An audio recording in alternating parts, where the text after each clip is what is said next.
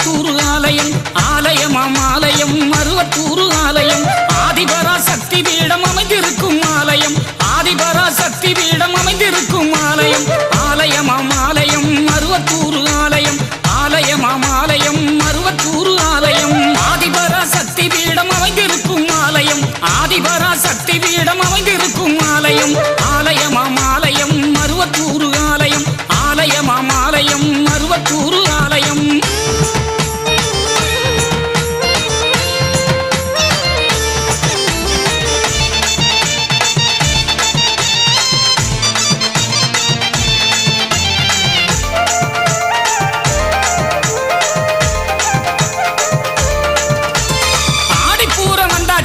ஆனந்தமே வந்தாச்சு ஆதிபரா சக்திக்கு தான் கஞ்சி காய்ச்சி ஊத்தியாச்சு